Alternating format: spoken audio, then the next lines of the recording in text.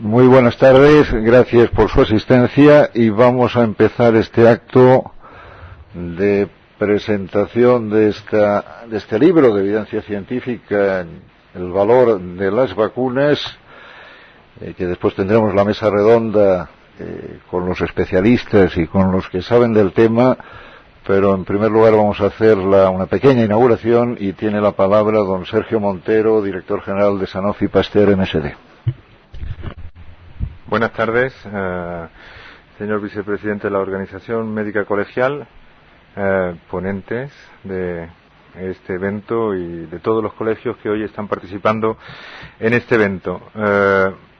Gracias por estar aquí y a cada una de las más de 20 ciudades que están conectadas hoy. Qué decir, es que es un honor primero para Sanofi Pasteur MSD poder colaborar en una iniciativa como la de hoy, que presenta la OMC, y dentro de lo que es la Semana Europea de la Vacunación que promueve la Oficina Regional de la OMS para Europa.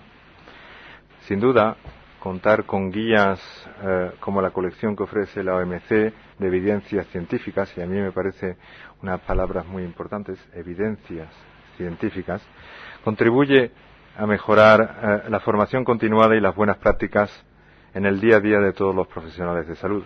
En concreto, esta guía que se presenta hoy es la evidencia científica en vacunas, donde profesionales de reconocido prestigio y que representan diferentes especialidades relacionadas con este bonito mundo de la inmunología, por lo menos para mí, muy bonito, y la prevención han colaborado para tener esta obra en nuestras manos. Obra de fácil lectura y muy específica que resume lo más importante que existen hoy en día para la prevención de enfermedades a través de la vacunación. Hoy en día, fabricar una vacuna, partimos de una sólida base teórica y práctica. Tenemos otras vacunas más antiguas, sabemos cómo funcionan. Es, si me permiten el ejemplo, como fabricar un modelo nuevo de avión. Por supuesto, antes de que se suban los pasajeros, hay que hacer pruebas. Pero los pilotos de pruebas no son locos suicidas. A ver si este avión vuela y ¡ay, que se ha estrellado! Los aviones se diseñan con profundos conocimientos técnicos. Se prueban primero en el túnel de viento y cuando el primer piloto de pruebas despega, está razonablemente seguro de que no se estrellará y que solo hay que ajustar algunos detalles. Lo mismo ocurre con las vacunas. Antes de aplicarlas a cualquier ser humano, están razonablemente convencidos de que es segura y es eficaz. Hoy en día las vacunas son la herramienta de prevención por excelencia que constituye un tesoro de la medicina que hay que preservar de la irracionalidad de la pseudociencia. Causa esta última de la reaparición de las mencionadas enfermedades en diversos países, como es el caso hoy en día de los brotes de sarampión que tenemos en España. Sin las vacunas, es obvio que nuestro mundo sería muy diferente, ya que las terribles plagas que azotaron a la humanidad en el pasado todavía estarían produciendo una gran mortalidad, así como gravísimas secuelas. Sin entretenerme más y para dejar paso a los ponentes y al señor vicepresidente antes, de nuevo quiero agradecer la oportunidad que nos brinda la OMC y el Ministerio de Sanidad que avala este libro, como compañía 100% dedicadas a las vacunas, el poder colaborar para que este libro llegue a todos los profesionales de salud en España. Muchas gracias y buenas tardes. Muy bien.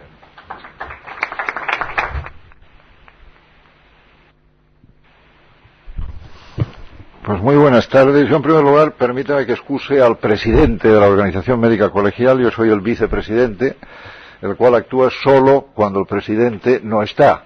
No está por enfermedad, ausencia o muerte, que no sea el caso, Permítame que le excuse porque está en una conferencia sobre un tema que esta semana ha estado muy en la prensa, muy en los medios, que es el 25 aniversario de la Ley General de Sanidad. Y también excusar al secretario general del Ministerio, que nos había prometido que nos acompañaría, Pepe Martínez Olmos, pero que lo tenemos en Moscú, en un viaje oficial en Moscú, no sé si explicando la Ley General de Sanidad en Moscú en estos momentos. Pero sí que es verdad que esta semana el martes de esta semana aquí delante en el Congreso de los Diputados hubo un acto de celebración de estos 25 años de la Ley General de Sanidad, si se acuerdan. Bueno, ustedes son muy jóvenes casi todos, y hace 25 años éramos todavía más jóvenes. Mire, para mí ha sido una semana emotiva, y se lo tengo que decir, porque yo formé parte, tuve el privilegio, o el honor, de formar parte de aquel equipo ministerial, cuando era ministro Ernest Lluch, que después fue asesinado por ETA, como saben ustedes, que impulsó y tiró adelante la Ley General de Sanidad. Ley general que cambió el modelo sanitario de este país. Teníamos un modelo sanitario de seguridad social, bismarckiano, y se decidió un modelo, lo decidieron las Cortes, aquí delante el Parlamento, un modelo sanitario de Servicio Nacional de Salud, que es el que tenemos hoy día, universal y financiado entre todos, vía impuestos. Y que además, 25 años después, podemos decir, yo pienso con orgullo, que se hizo bastante bien entre todos, y que lo hemos hecho bastante bien entre todos, y que tenemos un Servicio Nacional de Salud, un Sistema Nacional de Salud, que es de los mejores del mundo. Con problemas, indiscutiblemente. Tenemos problemas pendientes encima de la mesa. Desde muchas veces estos flujos de pacientes que van entre comunidades autónomas y quién se responsabiliza, desde temas de información sanitaria, desde temas de recursos humanos, cuántas facultades de medicina estamos teniendo en España, o carreras profesionales, de temas de relación de la primaria con la especializada, de temas como qué papel tendría que tener el Ministerio de Sanidad o el Consejo Interterritorial. Problemas a ver, los haylos. Pero lo que es verdad también es que 25 años después, este Sistema Nacional de Salud que creamos entre todos y que hemos sido capaces de tirar adelante, cuando vemos lo que ofrece la cartera de servicios y lo que cuesta, estos 1.300, 1.350 euros por habitante y año, la verdad es que ofrecemos mucho por lo que cuesta. Y cuando vemos los resultados de este Sistema Nacional de Salud, los outputs, ¿no? En esperanza de vida, en mortalidad infantil, tenemos unos indicadores que conocen ustedes mejor que yo, de los mejores de los países de nuestro entorno. O cuando les preguntamos a los ciudadanos qué opinan del Sistema Nacional de Salud, dicen que es su joya de la corona. Y además, también dicen que las dos profesiones más valoradas por los ciudadanos son los médicos y las enfermeras. Esto es lo que tenemos, pero parece que hay nubes en el horizonte, nubes que han empezado por el nordeste de la península, debe ser porque ha habido ya elecciones en el nordeste, pero nubes que a lo mejor se extienden por el resto del país, porque parece que también va a haber elecciones el 22 de mayo en bastantes comunidades autónomas. Y parece que todos los problemas económicos sean culpa de la sanidad. Todos. Que el gran agujero es la sanidad. Y nosotros pensamos desde esta casa de los médicos, ¿no?, que indiscutiblemente el Sistema Nacional de Salud puede mejorar en eficiencia, seguro, pero siempre se podrá mejorar la eficiencia dialogando con los médicos. En sanidad puedes hacer casi cualquier cosa con los médicos. Contra los médicos no se puede hacer absolutamente nada. Se pueden recortar gastos de otros sitios, pensamos, no diremos cuáles, pero se podrían recortar gastos de otros sitios, o se podrían buscar ingresos en otras partidas presupuestarias, porque gobernar es difícil, gobernar una comunidad autónoma, gobernar el Estado, pero gobernar es priorizar, y priorizar quiere decir poner en primer lugar una cosa y en segundo otra. Y en este momento pensamos, los médicos, la Organización Médica Colegial, que la sanidad es este bien, esta joya de la corona, este bien preciado por parte de la ciudadanía, que me parece que si se lo preguntásemos, lo priorizarían en primer lugar.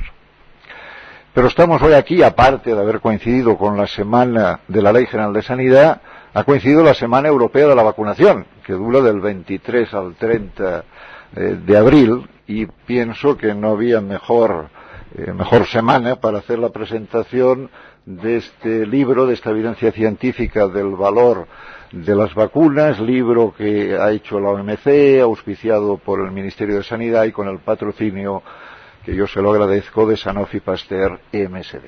Y como organización médica colegial, hombre, yo les quería expresar nuestra satisfacción por la publicación misma del libro. Pienso que es importante el haber continuado con estas guías, y aquí quiero recalcar el papel que han tenido como Consejo General nuestro tesorero, José María Rodríguez, el doctor Rodríguez, que es un poco el alma de que esto continúe tirando adelante y vaya bien, y el papel más técnico, pero también muy importante, de Jesús Lozano como director de la Fundación.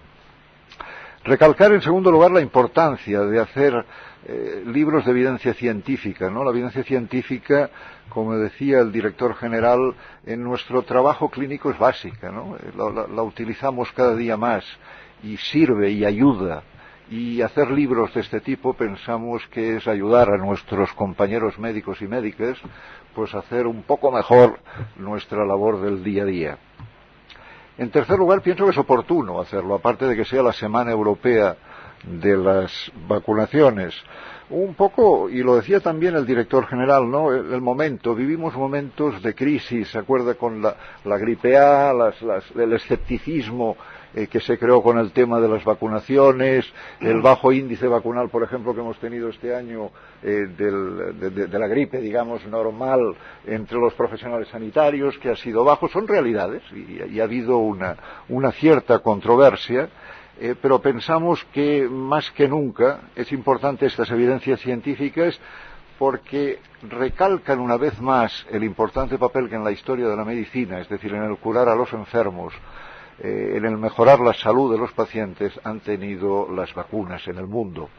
Yo en el prólogo del libro, el que hacía Jesús Lozano, leía que las vacunas era uno de los elementos capitales en la evolución de la salud de la ciudadanía, junto con la potabilización del agua, me parece que citas, y con los frigoríficos. Yo lo de los frigoríficos no había caído, pero bueno, siempre es bueno tener un preventivista que recuerde que hay otras cosas como los frigoríficos que también han ayudado en este aspecto.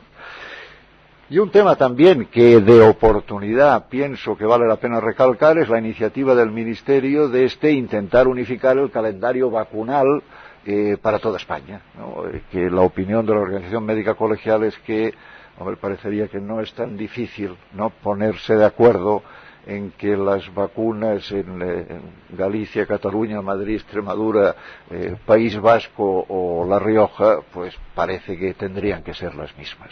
Con lo cual parece que es un momento oportuno para presentar este libro, con lo cual yo acabo uno felicitando y agradeciendo a los autores el esfuerzo que habéis hecho al hacer este libro, y agradeceroslo de verdad. Agradecer también otra vez a Sanofi Pasteur la colaboración y el patrocinio. Agradecer y felicitar también a las 20 sedes colegiales, me parece que son 20, que tenemos conectadas en este momento con esta nueva experiencia que es la videoconferencia, que cada día nos va dando mejores resultados. No es como in vivo, es un poco como in vitro, porque allí nos ven in vitro, pero bueno, mejor verte in vitro que no verte, con lo cual mejoramos esta comunicación a nivel de estas 20 sedes colegiales, y esperar pues que el libro sea de utilidad para los médicos de este país, que es un poco el papel que como organización médica colegial intentamos hacer, que es intentar hacer cosas útiles para los médicos de este país. Nada más, muchas gracias, y empieza la mesa redonda.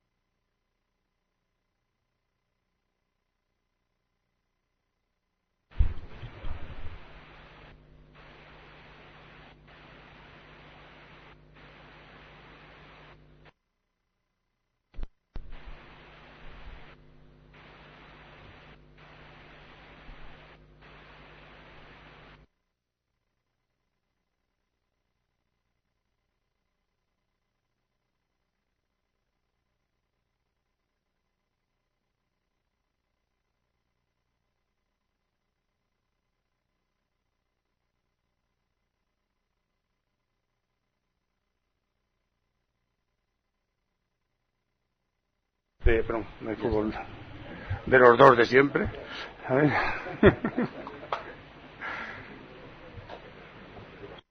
Sí, ahora voy. El vicepresidente ha dicho con exactitud que hay 20 sedes conectadas, pero también es cierto que sabemos que hay colegios que se han conectado entre ellos a través de subsedes de su propia provincia a estas subsedes, que son como sedes iguales de importantes que el propio colegio. También le damos la bienvenida y les agradecemos que estén ahí y esperemos que pasen una tarde agradable, científicamente provechosa y evidentemente este sistema de transmisión, aunque es interactivo al ser tantas sedes, pues no nos permite utilizar la herramienta de la interactividad. No obstante, estoy seguro que desde el público que estamos aquí en Madrid surgirán preguntas a los ponentes que seguramente van a coincidir con cualquiera de las preguntas que desde otras sedes puedan surgir, porque las preguntas que hay sobre vacunas pueden ser múltiples, pero casi siempre van todas dirigidas en la misma dirección. Voy a pasar allí porque me toca hacer una presentación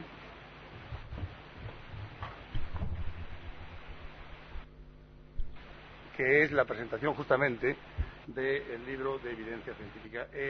Mi papel, aparte de moderador, es no olvidarme de las personas que han intervenido en la elaboración de esta guía. Parece fácil, pero os puedo asegurar. ¿No está encendido? Sí.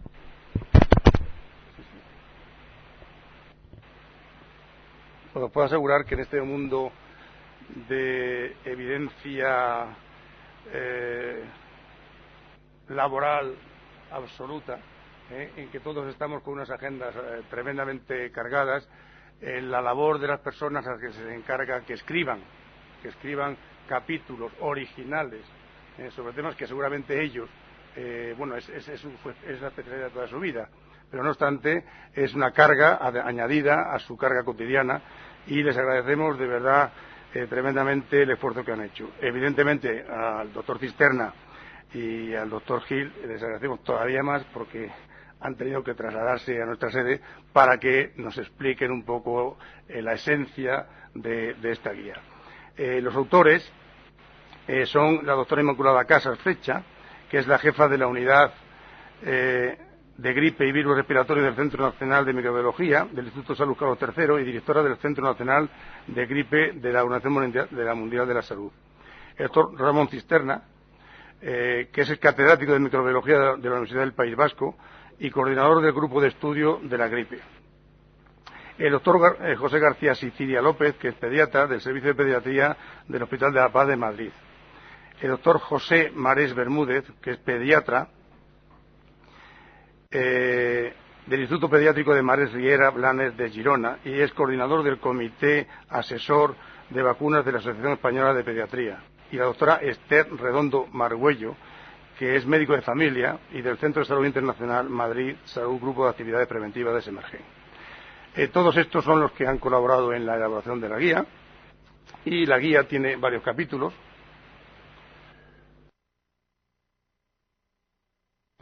Con el ratón.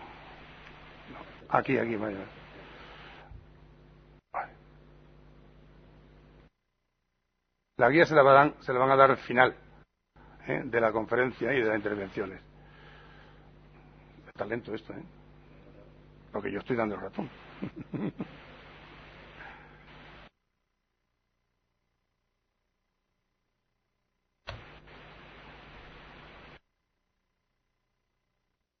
Ahora.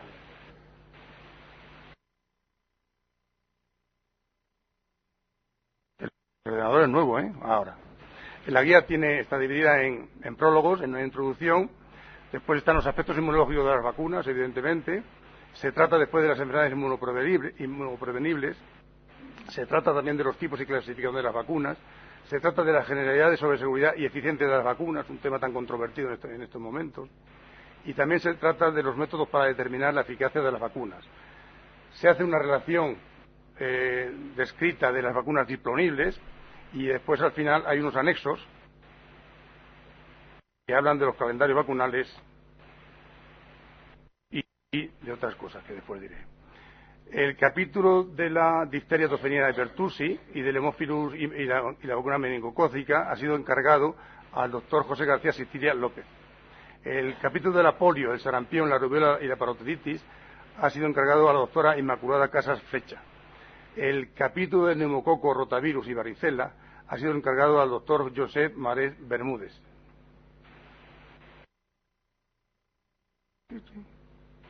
Vamos.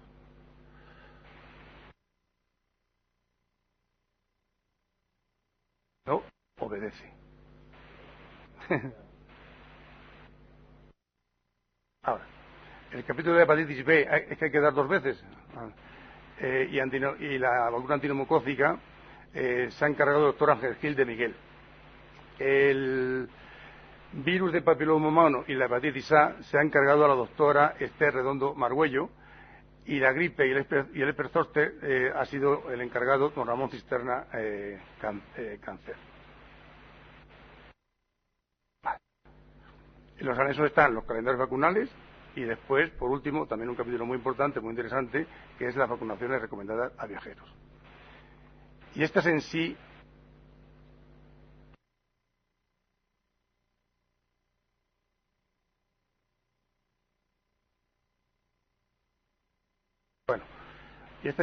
el contenido de la guía de evidencia científica en vacunas, y voy a dar paso al doctor Ángel Gil para que nos hable sobre el impacto de la vacunación en el control de las enfermedades transmisibles. Ángel, cuando quieras.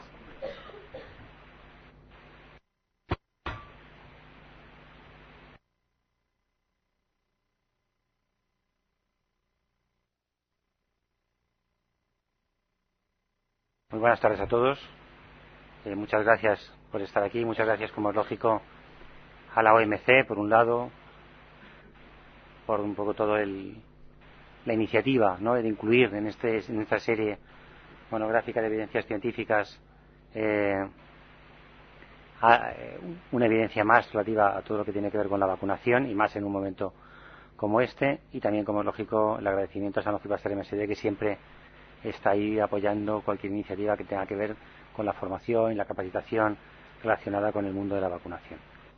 Dicho eso, esperamos que funcione esto bien y que vayan las cosas adecuadamente bien, ¿no? La tecnología está fenomenal, nos estamos familiarizando todos con ella, pero hace que también las cosas a lo mejor no vayan como nos gustaría. Como veis, la mesa redonda, que tenemos 20 minutos para hablar, tanto el profesor Cisterna como yo, y la idea es, por mi parte, hablar un poco de los logros que ha tenido la vacunación y de alguna forma del pasado, y él hablará del futuro, ¿no?, el futuro tremendamente amplio e interesante que tenemos con la vacunación. Y en mi caso en concreto haré un poco de historia analizando cómo hemos llegado y cómo hemos llegado un poco a la situación que tenemos en este momento. A mí antes me han dicho que solo hacía falta dar un clip y que no le diese 2 veces para que no saltase, pero es un... le he dado, pero no sé. Bien, básicamente eran muchas fotos y muchas imágenes, pero que creo que en el mundo de la vacunación eso pesa más, y entonces hace que vaya tal vez más lento también, ¿no? Yo creo que uno de los grandes logros que ha tenido la vacunación en estos años, y quizás en algún foro y en algún debate lo hemos comentado muchas veces, es que gracias a la vacunación hay muchísimas enfermedades que hemos dejado de ver, o las hemos dejado de ver con el impacto y con el peso que tenían, ¿no? Que tenía ahí fotos que luego las pasaremos o no las pasaremos, que tienen que ver con el impacto que realmente la vacunación ha tenido en la reducción tremendamente drástica y dramática de la polio. Una de las gráficas que, si luego podemos, no pasan. Sí, con el ratón y la flechita.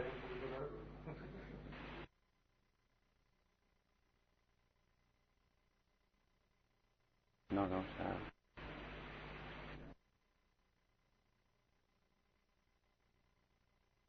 No, es que lo tienes en pequeño. Ahora.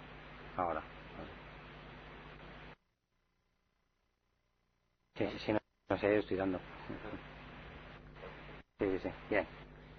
Bueno, pues como decíamos, en España un poco la historia de la vacunación y en todo el mundo, de una forma tal cual la entendemos en este momento, surge al inicio de los años 60, inicialmente como campañas de vacunación y luego ya en los años 70 con estrategias específicamente ya de programas de vacunación, ¿no?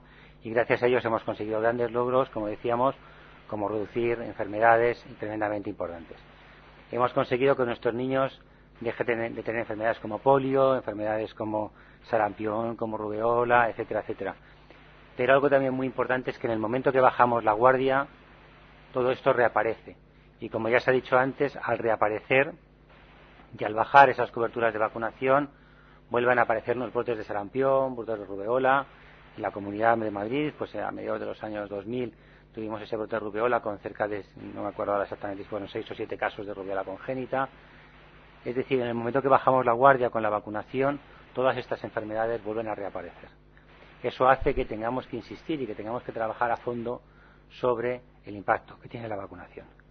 Siempre que nos planteamos qué hacer o qué no hacer ante una vacuna, y estos son datos que recoge el Ministerio de Sanidad en su guía de qué hacer o cómo plantearnos la prioridad de una enfermedad, lo primero es, pues eso, esa enfermedad de la que vamos a vacunar tiene importancia, y cuando se introdujo la vacuna de la polio en los años 60, nadie dudaba de la importancia que tenía esa vacuna.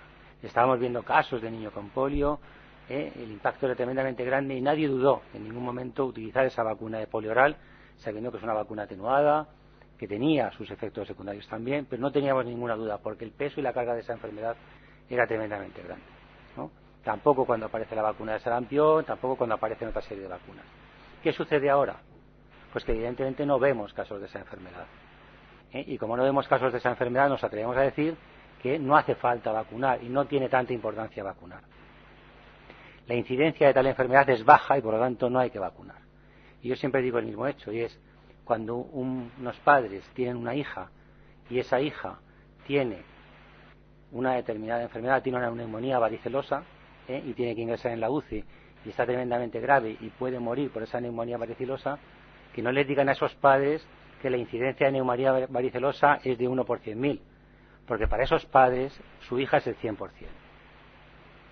Y eso hay que respetarlo. Y en un sistema nacional de salud, la población tiene todo el derecho del mundo a que su niña no tenga una neumonía varicelosa. A ver cómo le explicamos eso a los padres. Yo creo que eso hay que ser sensatos y hay que ver qué es lo que tenemos. A mí también me gustaría,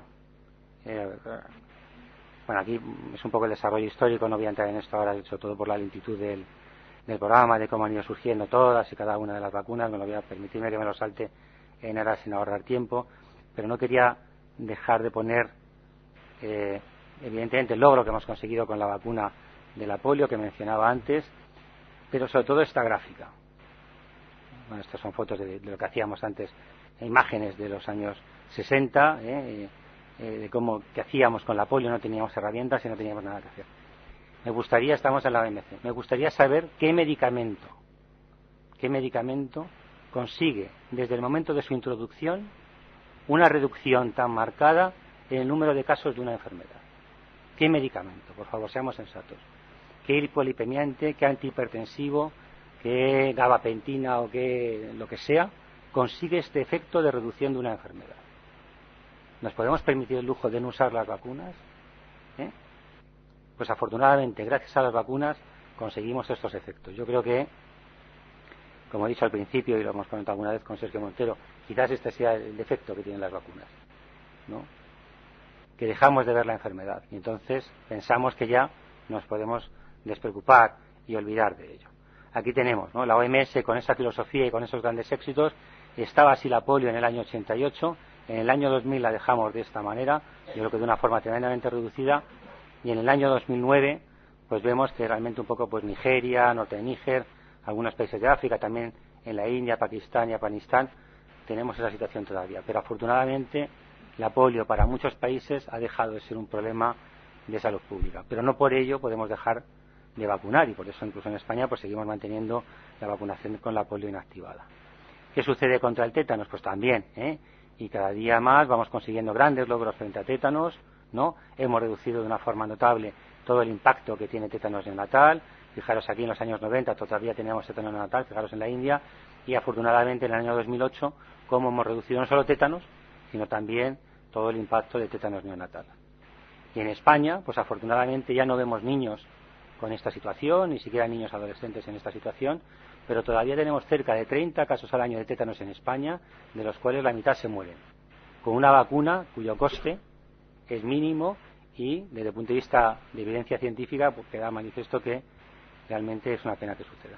La tosferina todavía sigue siendo una asignatura pendiente en nuestros calendarios de vacunación. Aquí vemos un gran número de niños de menores de 1 año con un impacto importante de la tosferina, y sobre todo en los niños más pequeñitos que no han recibido, aquí vemos al menos de un mes, 2 meses, niños que no han recibido todavía nada más que una dosis de vacuna de tosferina, con un impacto importante que hace que tengamos que seguir manejando eso adecuadamente bien, y que hace que cambiemos estrategias que ahora está planteando el Consejo Interterritorial, como la inclusión de la vacuna de TPA de baja carga antigénica en los niños de 3-4 años, y en el caso de la Comunidad de Madrid planteamos también de que se utilicen los niños de 13-14 años, ¿no? Yo creo que temas tremendamente importantes. La inmunización de hepatitis B, que yo creo que también es uno de los grandes logros que se ha ido consiguiendo, y afortunadamente se van incorporando muy lentamente, pero se van incorporando poco a poco muchos países de África también a esta estrategia, con un gran esfuerzo. Aquí vemos cómo del calendario anterior a este, pues vemos cómo se han ido introduciendo muchos países de África a esta estrategia de vacunación, gracias a la incorporación de la OMS de la vacuna de hepatitis B en el programa ampliado de inmunización. En el tema de sarampión, pues ya lo hemos oído, lo hemos dicho, la cantidad de brotes continuamente, tuvimos algunos más potentes, pero poco a poco van apareciendo continuamente brotes, y es un mapa de los brotes de sarampión que está habiendo en Europa, ¿no? Realmente yo creo que son temas importantes y que lo identificamos como enfermedad asintomática y que no tiene mucha relevancia, pero realmente también todos sabemos que el sarampión puede cursar en forma de encefalitis sarampionosa, sarampión hemorrágico, etcétera, etcétera, y en países o en situaciones desfavorecidas pues puede tener un impacto mucho mayor. Aquí tenemos la situación de rubeola en el año 96, vemos en este color más amarillo los países que estaban vacunando de forma sistemática de rubeola, y como en el año 2008, esta es la gráfica del 2008, muchos países han incluido la vacunación de rubeola. Parte de esos brotes de rubeola provenían de población inmigrante no previamente vacunada. Afortunadamente ya se está vacunando, sobre todo en casi todos los países de Latinoamérica. Nos quedan muchos países de África sin vacunar, y eso nos hace que evidentemente tengamos que contemplar esa estrategia de vacunación en ese sector de la población y que tenemos que proteger adecuadamente. Esta es la situación del año 2009, que poquito a poquito pues va aumentando la cobertura de vacunación frente a rubeola. Rubeola, como decía, pues aquí vemos una niña con catarata congénita o situaciones evidentemente dramáticas que pues hacen que tengamos que plantear una estrategia adecuada de vacunación frente a esta población. Está la situación de la varicela, como decía antes, enfermedad asintomática a la que no damos tampoco demasiada importancia o relevancia. La estrategia que en este momento tenemos de la vacunación de varicela en el calendario del Consejo Interterritorial es la vacunación en los niños entre 10 y 14 años que no han padecido la enfermedad. Algunas comunidades autónomas como Madrid y también La Rioja, también en Ceuta, Melilla, etcétera, lo han incluido como estrategia de vacunación a la edad de 15 meses, buscando precisamente evitar estos casos de una enfermedad, como decíamos antes, que puede convertirse en grave y puede dar graves complicaciones a la población. Y antes decíamos que está muy en debate en este momento la estrategia de un calendario único para toda España. Yo estoy totalmente de acuerdo. Creo que nadie está en desacuerdo de que haya un calendario único para toda España. Ahora bien, lo importante es que el calendario único para toda España sea un calendario de máximos y no un calendario de mínimos. Presumimos, ahora estamos en crisis, pero hemos presumido mucho de un país potente, queremos estar como potencia económica, como potencia cultural, como potencia de todo tipo, como potencia también desde el punto de vista de que tenemos las esperanzas de vida más altas, pues no nos olvidemos de nuestros niños, que son los que nos permiten tener esas esperanzas de vida tan sumamente altas, ¿no? Y por lo tanto, utilicemos estrategias de vacunación uniformes, pero que sean de máximos y de máxima protección en la población infantil. Aquí vemos en el caso de la Comunidad de Madrid, pues un poco cómo esa inclusión de la vacuna de varicela está haciendo que la varicela descienda de una forma notable y que realmente estemos viendo una reducción clave e importante de esta enfermedad en el conjunto de la población. Pero evidentemente hay futuro, y el futuro pues es utilizar vacunas que también prevengan otra serie de patologías, como el herpes zóster, en este caso con una utilización más en la población adulta para evitar otro tipo de patología, y de eso ya viene un poco más en el futuro y ya se hablará después. tenemos también la situación de gripe que lejos de estar haciendo las cosas adecuadamente bien, pues lamentablemente hemos visto este año cómo hemos bajado esas coberturas de vacunación y estamos empezando a dejar a la población desprotegida.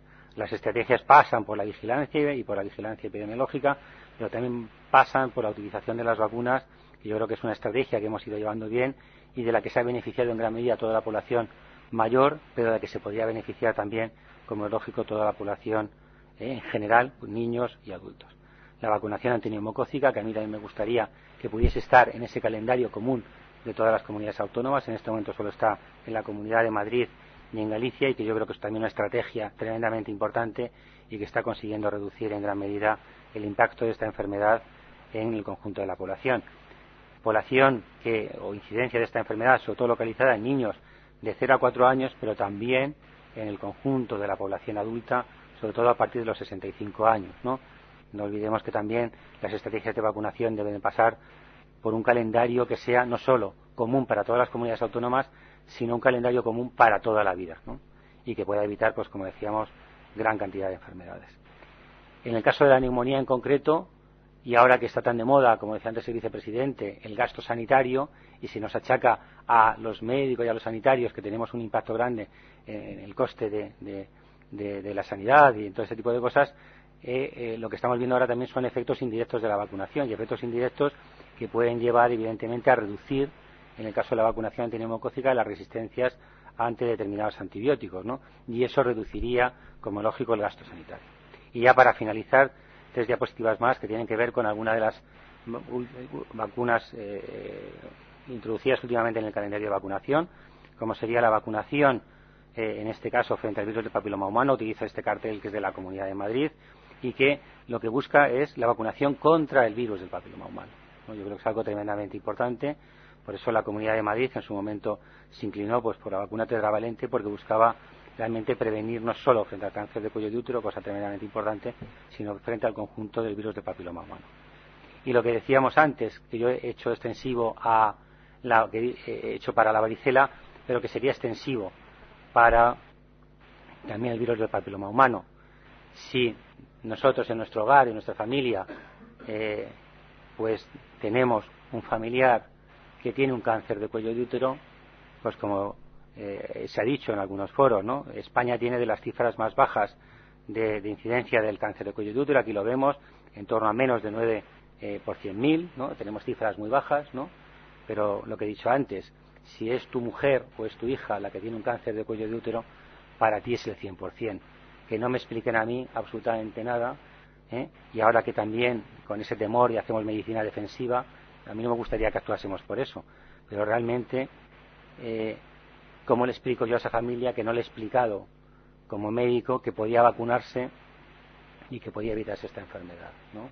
Yo creo que en un país como el nuestro el ser restrictivo, incluso, perdón por la expresión, mezquino en la utilización de recursos para evitar enfermedades en la población, es decir, para la vacunación, me parece que es algo que no debemos de permitirnos ni de consentir, ¿no?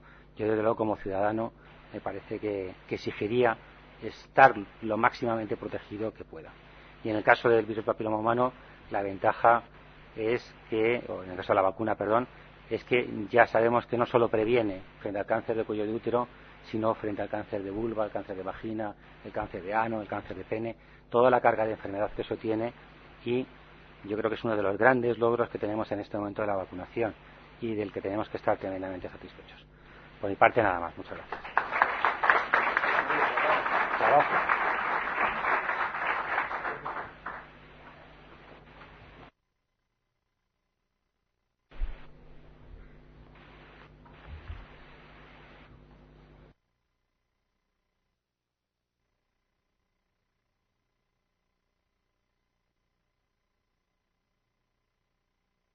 Bien.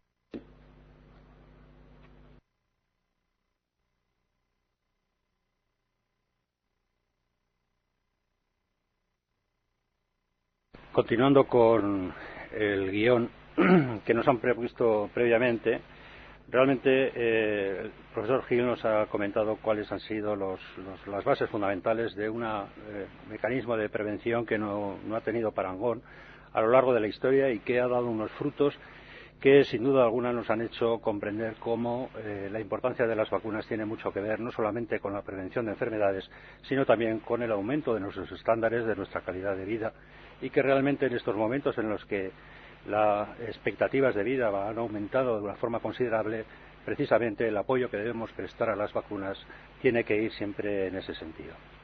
Es evidente, y la verdad es que me toca exponer algo relacionado con las nuevas vacunas,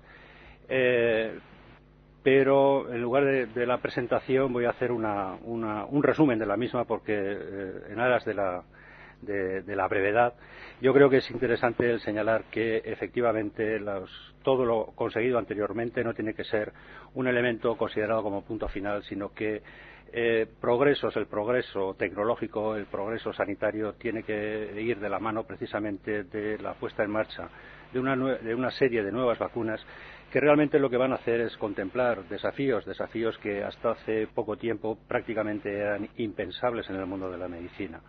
A lo largo del siglo XX y sobre todo también en la primera década del siglo XXI hemos visto cómo han ido apareciendo algunas vacunas que han ido saltando lo que era el reto del proceso infeccioso para conservar en algunos casos, como anteriormente se ha comentado, unas expectativas importantes a la hora de prevención del cáncer. Cáncer asociados a microorganismos, existen una serie de ellos y probablemente el que se ha abordado de una forma espectacular es el cáncer de cuello uterino y otro tipo de cánceres asociados con la presencia y la persistencia sobre todo del virus del papiloma humano. Una vacuna que se ha conseguido gracias a un elemento fundamental que ha sido espectacular desde el punto de vista del desarrollo tecnológico. Alguien consideró que una proteína que sea capaz de autoensamblarse tenía suficiente potencial inmunogénico como para producir una respuesta que lógicamente frenara el avance o mejor dicho impidiera la infección por el virus del papiloma humano. Este sencillo avance tecnológico ha tenido una importante trascendencia dentro de la medicina y creemos que este es el camino de una nueva filosofía en cuanto a la aportación de la vacunología en el mundo, no solamente de la infección, sino también en otros campos como es el campo de los tumores, el cáncer ya iniciado por el virus del papiloma humano e incluso también en otros terrenos como es el caso de la adicción. Hay una vacuna experimental frente a la cocaína o hay una vacuna experimental frente a la nicotina. Lo que tratan de frenar es la adicción mediante el secuestro de las sustancias activas gracias a la formación de anticuerpos específicos. Bien, realmente esto significa que el avance tecnológico y las nuevas miras del desarrollo sanitario pues tienen mucho que ver o deben ser la base para el desarrollo de distintos tipos de vacunas. Nuevas vacunas que han despertado el interés no solamente de la industria farmacéutica, no solamente del mundo sanitario, sino también de la investigación. En Europa, en el 7º programa marco, hay más de 100 y pico millones de euros destinados precisamente a investigar sobre vacunas. Y las vacunas a las que se va a investigar o que se está investigando no solamente son algunas de las ya conocidas, sino también que se van a impulsar algunas nuevas. Desde un punto de vista global, el gran desafío son las vacunas frente al VIH, el paludismo y la tuberculosis. Estos tres elementos se considera que son un desafío que solamente las vacunas serán capaces de establecer un control de estas tres grandes aventuras, de estas tres grandes epidemias, de estas tres grandes desastres asociados con la humanidad. Solamente las vacunas. Y realmente se está echando de menos y se echa de menos la posibilidad de disponer de una vacuna. Todo el mundo encontraría lógico que disponiendo de una vacuna frente al VIH el tema relacionado, toda la problemática relacionada con esta enfermedad quedaría resuelto en poco tiempo. Todo el mundo piensa que una vacuna frente a la tuberculosis sería capaz de erradicar prácticamente en todos los países donde se pudiera aplicar este tipo de vacunas esta epidemia blanca que surge o que tiene unos altos índices de morbilidad y de mortalidad. ¿Y qué decir del paludismo? Evidentemente un gran azote en aquellos países en donde la enfermedad es endémica y en donde solamente la posibilidad de una vacuna se muestra con expectativas de frenar el desarrollo de esa situación en países menos afortunados que los nuestros. Precisamente uno de los temas importantes a analizar es la utilización de las vacunas. Hay un desequilibrio importante en la distribución de las vacunas. Países occidentales que tienen una gran disponibilidad de las vacunas no las utilizan en un porcentaje que debería de ser el óptimo para procurar obtener el máximo beneficio, mientras que otros países que no disponen de ellas tendrían necesidad de un proyecto realmente que permitiera la distribución de este tipo de mecanismos preventivos para tratar de reducir su morbilidad y sobre todo su mortalidad.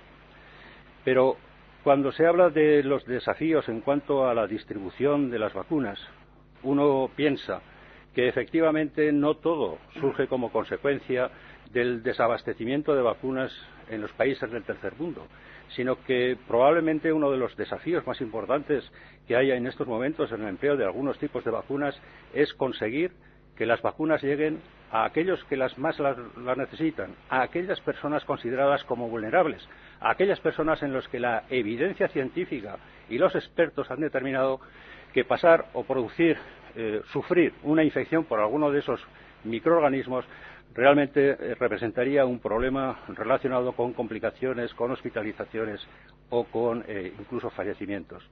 Y estoy hablando de una vacuna tan común entre nosotros como es la vacuna de la gripe.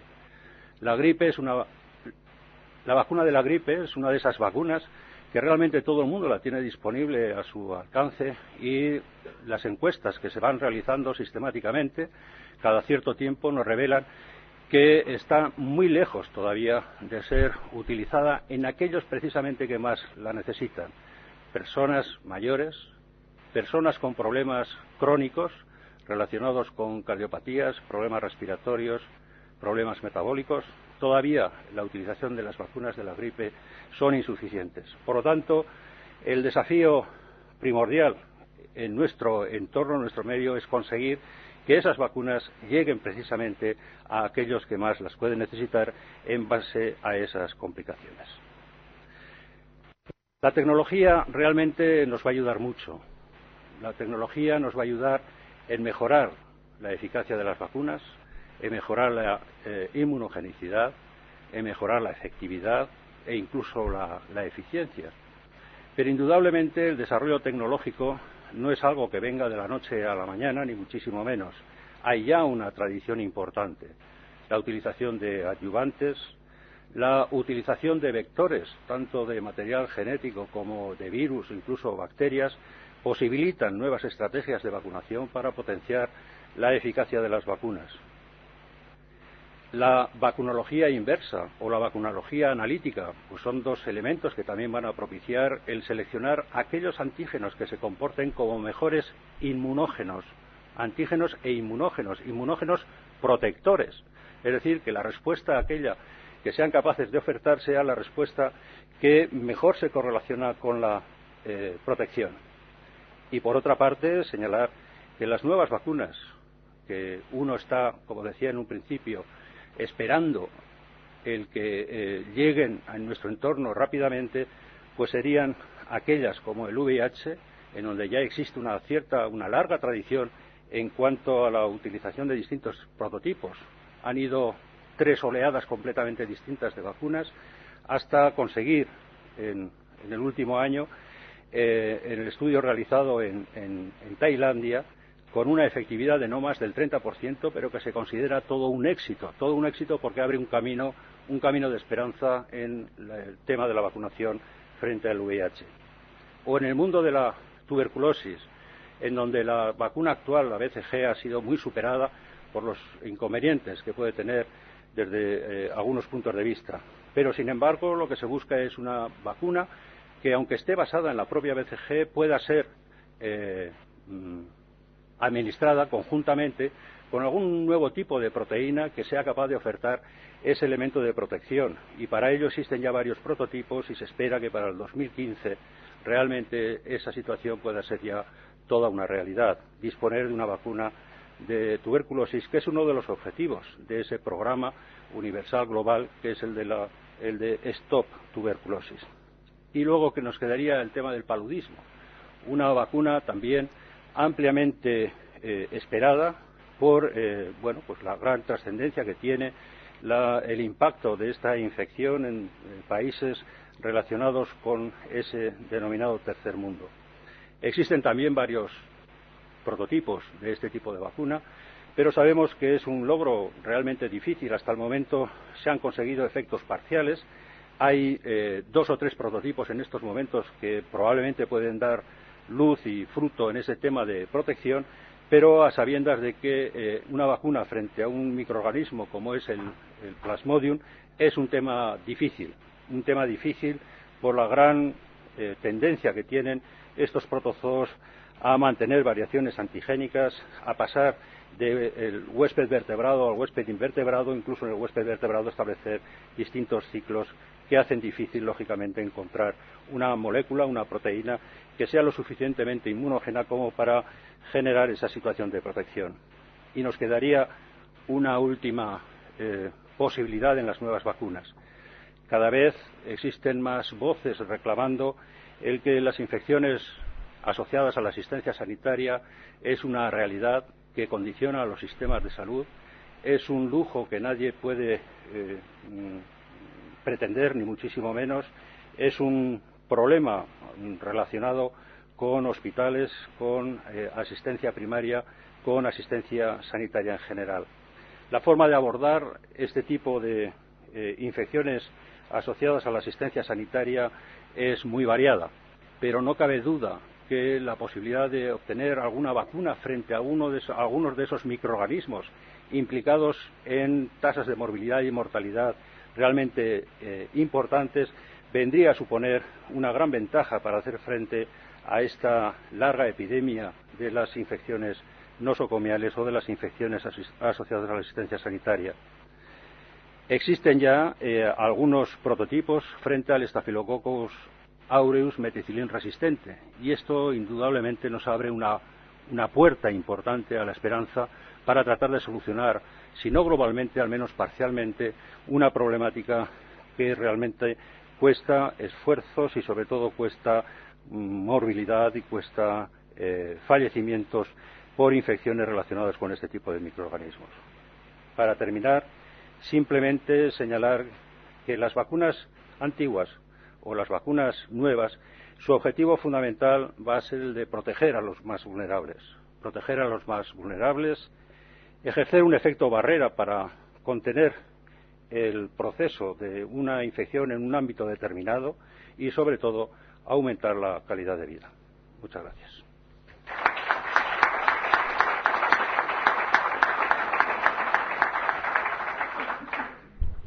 Bueno, da gusto con estos ponentes que se han ceñido al tiempo que les habíamos dicho, lo cual beneficia así también la posibilidad de que los presentes, incluso si alguno de los que nos escuchan tiene la capacidad o la posibilidad de enviarnos alguna pregunta, lo puede hacer.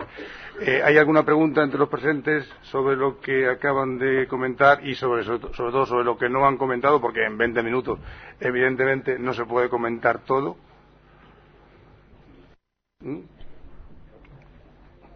Perdón. Sí. Hola, buenas tardes. En primer lugar, presentarme. Soy Dulce Ramírez, soy la coordinadora del Grupo de Actividades Preventivas de Semargen.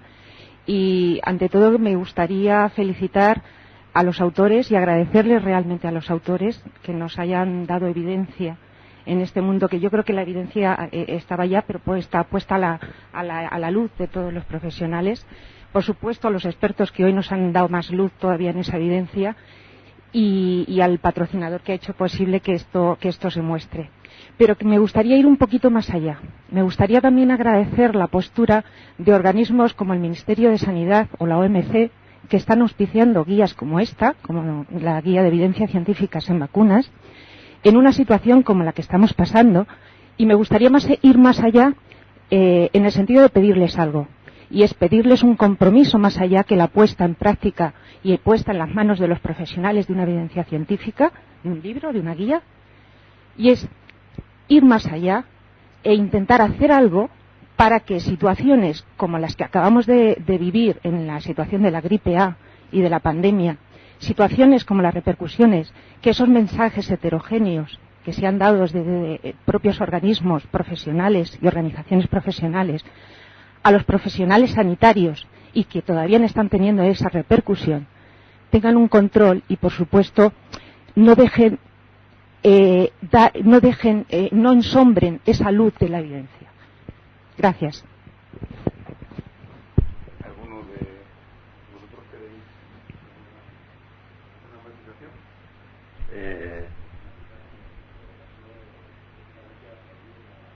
Que nos acaba, la reflexión que nos acaban de hacer, porque es cierto que disponemos de muchísima información y todo el mundo tiene un acceso a información, aunque sea buena, pero tiene acceso a la información, y lo que se necesita es el compromiso de poner en práctica todas aquellas cosas que son obtenidas en la información. Es importante que los profesionales sanitarios nos preocupemos por el mundo de las vacunas, es decir, busquemos información, pero sobre todo lo que hace falta es que nos ocupemos de las vacunas y de los programas de vacunación. Sería impensable, y desde un punto de vista ético y profesional, el no pensar en las vacunas cuando estamos hablando con los pacientes vulnerables, que podrían evitarse problemas relacionados con la morbilidad y sobre todo con la mortalidad mediante la utilización de las vacunas. Creo que está muy oportuna esa intervención. Evidentemente coincido totalmente con lo que se ha planteado, ¿no? Y estoy totalmente de acuerdo. Creo que hay que pedirlo, además, que es verdad que es muy importante, ¿no? Es curioso porque hay países que cuando introducen la vacunación de la gripe, sobre todo en la población, me voy a centrar ya en los grupos de riesgo, en la gente mayor de 65 años, han medido y han estudiado que esa medida de vacunación en ese sector de la población ha tenido un impacto directo en la reducción de la mortalidad y en el aumento de la esperanza de vida en esos países. Y ya se ha visto también que esos países que de pronto bajaron las coberturas de vacunación de gripe, ese descenso de ese impacto de vacunación tiene un impacto directo en el aumento de la mortalidad, ¿no? Y en descenso de la esperanza de vida. Son evidencias que están ahí y que están publicadas donde yo creo que los médicos debemos de tomar la referencia, en las revistas de impacto en las que todos creemos, Lancet, New England, British Medical Journal, el que sea, ¿no? Sí, ahí donde los médicos, los sanitarios, tenemos que buscar las evidencias. Este libro está constituido con las evidencias que están publicadas ahí. Yo no admito ninguna otra evidencia, porque no me parece evidencia, de otro ámbito. Y es lamentable que el sector sanitario, que los médicos, a veces estemos avalando o apoyando, ¿no?, cosas que vemos en otro tipo de medios de comunicación, ya sean Internet o ese tipo de cosas, y no en el sitio donde tenemos que buscarlo. Y es muy triste, porque es verdad que ahora el paciente llega a la consulta y te puede decir que ha visto en Internet tal cosa, pero tú tienes que decirle como sanitario, mire usted, las evidencias científicas están en este ámbito, y como están en este ámbito, esto demuestra y pone de manifiesto realmente esta importancia. Yo, que evidentemente pues mi madre, mujer con 80 y tantos años, me diga que ha visto en la tele tal cosa y le dé credibilidad, pues lo entiendo. Pero sí que me preocupa que el médico que está a pie de cañón, no el verdadero médico que está ahí en atención primaria atendiendo a esta población, le diga a una persona con EPOC que no hace falta que se vacune de la gripe. O yo no me he vacunado, usted haga lo que quiera. Eso es una responsabilidad médica que tenemos que exigir. Y yo por eso también aplaudo que la OMC y el Ministerio apoyen esta guía, porque lejos de... Y no estamos hablando de una vacuna barata, una vacuna que no estamos hablando de ningún tipo de negocio de ningún tipo, sino de algo que ha reducido mortalidad y que ha aumentado la esperanza de vida. Esa que tanto llevamos a gala de qué esperanza de vida tan buena tenemos, estas reducciones de las cifras de cobertura de vacunación en la gente mayor puede tener sus consecuencias a largo plazo, ¿no?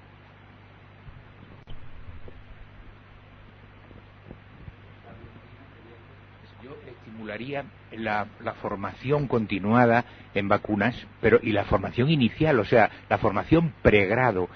Nos estamos ocupando de nuestros estudiantes de medicina desde el primero al último curso, de decirles que la vacunación es la más importante de medicina preventiva. Aquí hay distinguidos profesores universitarios que nos figuramos que lo harán, pero hay que sensibilizar al estudiante. Y luego, al médico, al joven médico, que sabe al ejercicio diario, tanto en el centro de salud como en el hospital, que se sensibilice también y que sepa transmitir los pediatras a los padres y madres con los que tratamos, los geriatras a sus ancianos clientes, que es la utilidad de la vacunación. O sea que yo creo que es una labor multidisciplinar de pediatras, geriatras, preventivistas, siempre con la magnífica organización de las autoridades sanitarias, que ha sido el éxito de la vacunación en España. Una cobertura infanto-juvenil del 95%, eso es envidiable. Tanto en el Programa Nacional de Trasplantes como en esto, somos modelos para el resto de otros muchos países. Y no quiero ser un optimismo presidencial, ni mucho menos, sino una realidad. Así que esta es mi opinión. Muchas gracias. La compartimos totalmente, ¿no? Yo creo que el doctor Carlos Marina es un luchador nato en todo este terreno, y a mí me consta que en su universidad seguro que sus alumnos salen con la formación adecuada en el mundo, todo lo que tiene que ver con las vacunas. Yo me encargo también de que en la mía lo tengan, ¿no? Creo que... Pero sí que hay una cosa muy importante que también nos pasa, y es que a veces cuando estás muy metido en un tema piensas que todo el mundo tiene el mismo nivel de conocimientos. Yo recientemente acababa un curso mío que tiene que ver con nuestro máster de epidemiología de salud pública, tuve el examen este martes, ¿no? Y fue un poco de decepción, ¿no? De profesionales sanitarios, cuando les preguntas cosas tremendamente básicas sobre la vacunación, a pesar después de haber hecho un curso, pues ver lagunas tremendamente importantes, ¿no? Y eso pone de manifiesto que es que no podemos bajar la guardia tampoco en la formación, ¿no? Y que tenemos que insistir. A veces nos parece que somos muy pesados, otra vez estamos ahí, pero no podemos tampoco. Tenemos que insistir en la formación, ¿eh? Yo creo que eso es claro.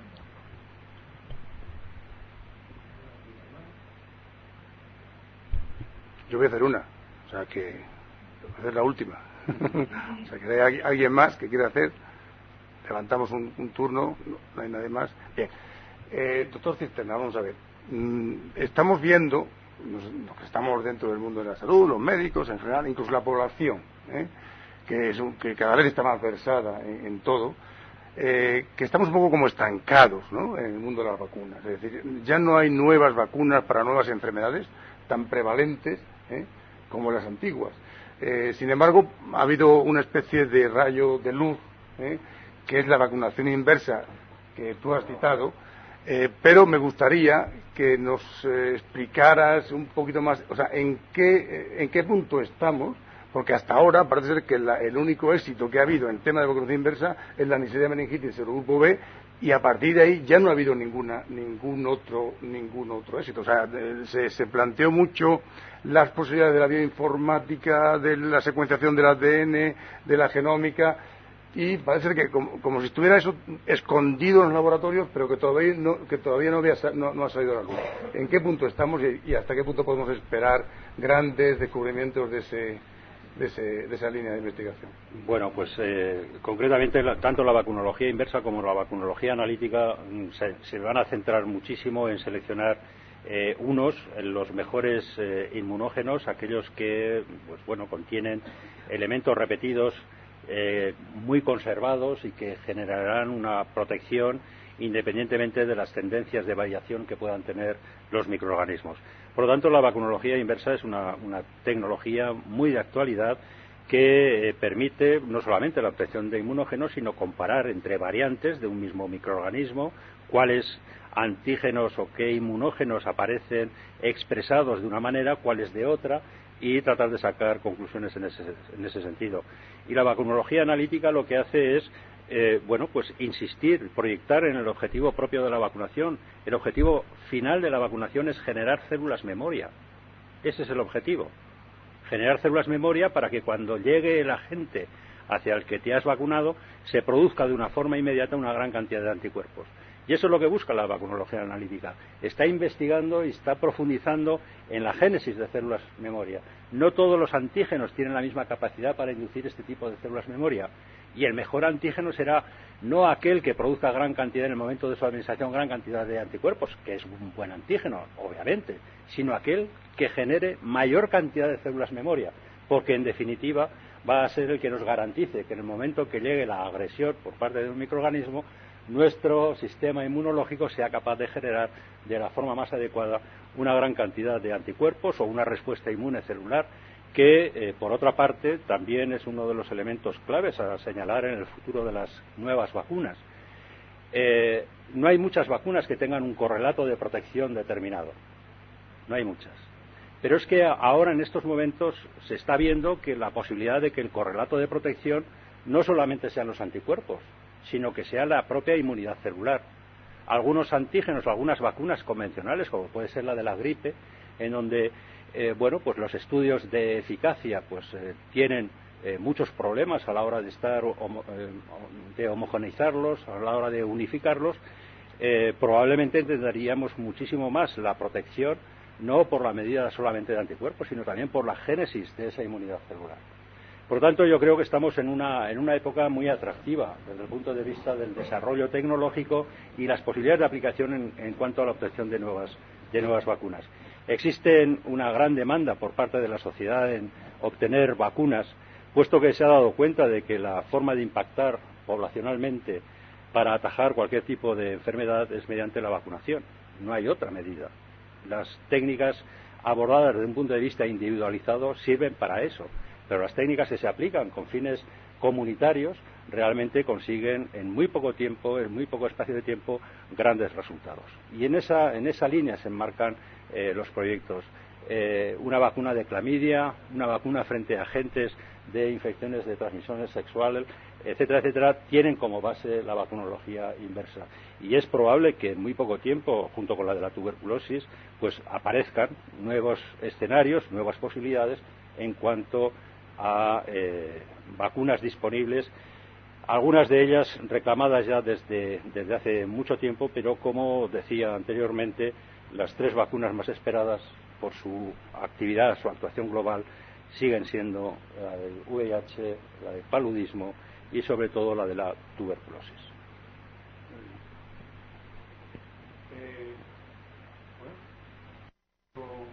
Claro, todas las dudas que se puedan presentar y que no hayáis atrevido a hacer ahora las preguntas, las vais a tener en esta guía de evidencia científica que las podéis recoger a la salida de no solamente aquí en Madrid, evidentemente, sino en cualquiera de las sedes que os habéis conectado, tenéis la posibilidad de adquirir un ejemplar en vuestro Tenías que repetirlo. Decía que gracias a todas las sedes que se han conectado y que a la salida tenéis la oportunidad de adquirir un ejemplar de la guía de evidencia científica en valor de las vacunas y allí consultar todas aquellas preguntas que no habéis podido hacer o que no habéis querido hacer en este momento. Muchas gracias, buenas noches y hasta la próxima.